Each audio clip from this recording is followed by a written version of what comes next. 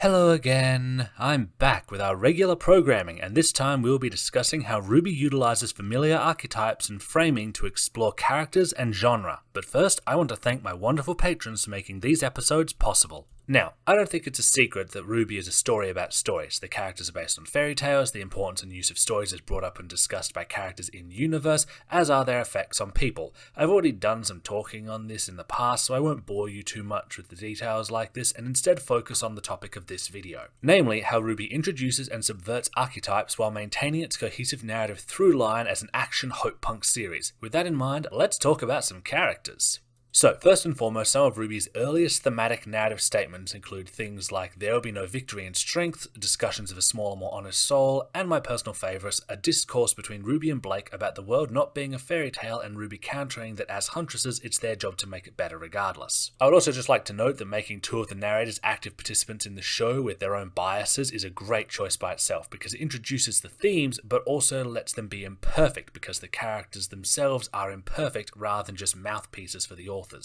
Ozpin's penchant for focusing on guardians, chosen heroes, etc. is reflective of his own complexes and largely only serves to place undue stress and trauma on characters who need support. RWBY isn't some naive child hero who needs to learn the real world is a harsh place. She knows full well it isn't an ideal place and chooses to be a good person despite that. Honestly, I'm a little reminded of one of FMA 03's thesis statements. The world isn't perfect, but it's there for us, doing the best it can, and that's what makes it so damn beautiful. Of course, despite that wisdom, RWBY herself is no less flawed than the narrators. She took Ozpin's advice about the burdens of leadership so to heart that she's now being crushed under the weight of obligation she chose to embrace. Time will tell how that pans out. But that's the thing, Ruby Rose very much looks, even on a second glance, i.e. after the trailer, like a traditional Genkigo heroine with a quirk wielding a hilariously dangerous weapon, but within the earliest episodes we already see behind the archetype to a much more grimly aware character who's decided to hope regardless. Yang's both fun and, thanks to some fandom mischaracterization, tragically frustrating on this front. Her own trailer quote instructs people not to judge by their first impression, and Yang's own trailer shows her flitting between portraying herself as bubbly and lighthearted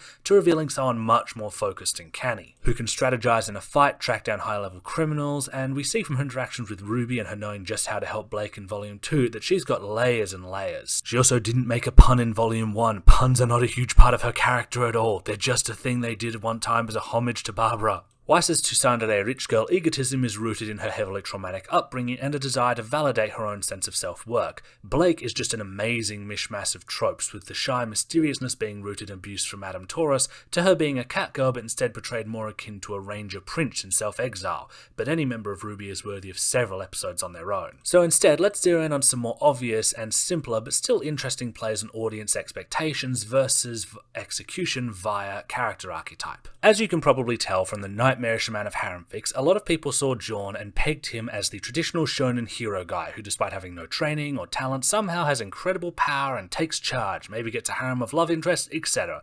But instead he pursued one girl who wasn't interested and eventually gave up. Eventually.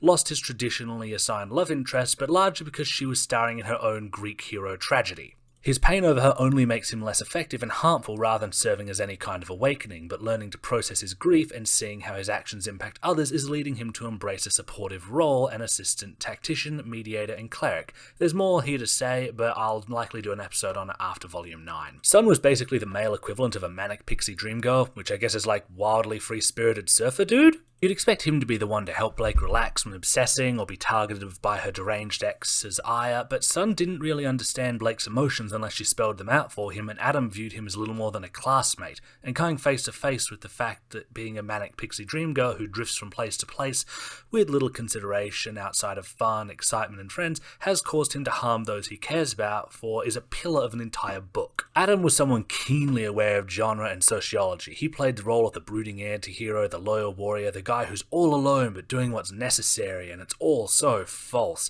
His grief is manufactured, he's gleeful in his use of violence for its own sake. When he's isolated, it's because he did things wrong, but he portrays himself as the victim. He had all the support he needed to move beyond his trauma, to get both catharsis and be a hero to his people, but he had no desire to change his worst facets, and so instead tried to make the White Fang a reflection of himself. And his actions ultimately led to his own self-destruction, but he was so deep in his deceptions and rage he could only blame his former victim and then die because he couldn't accept except not being the central figure in the story. The fact a lot of people took how Adam portrayed himself but ignored the whole civilian mass murder and the protagonist had to run away from him stuff in the trailer shows that writers did a good job with him. Sadly, it's a similarly good job to what writers of Rick and Morty did with Rick, but that's its own episode. And finally, we have Ironwood, possibly the best on this list because this man is not only convinced he is the hero, but one of a different genre. Look at all these shots, they wouldn't be out of place in some more grizzled and dark versions of Gundam or similar-esque series. In series like that, the narrative would likely end up on Ironwood's side when it comes to finger quotes hard decisions and sacrificing other people for the common good. I would just like to note that grim does not translate to realistic or logical, it's its own genre like RWBY is hope punk. Ironwood's trauma and callousness aren't framed as strengths, but he thinks they are. The culture he hails from lionizes stoicism and pride, but the narrative disagrees, because what Ironwood is an emotionally damaged man with severe trust and vulnerability issues,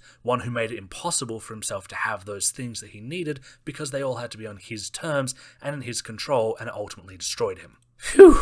Honestly, I think this topic needs more character-specific exploration, but I hope this proved enjoyable. If you would like to help support these episodes and get early access to scripts, videos, and stories, please hit up my Patreon linked below. If you'd like to commission 3D art, follow the link to my Ko-fi or Twitter and we can chat. Thanks for stopping by.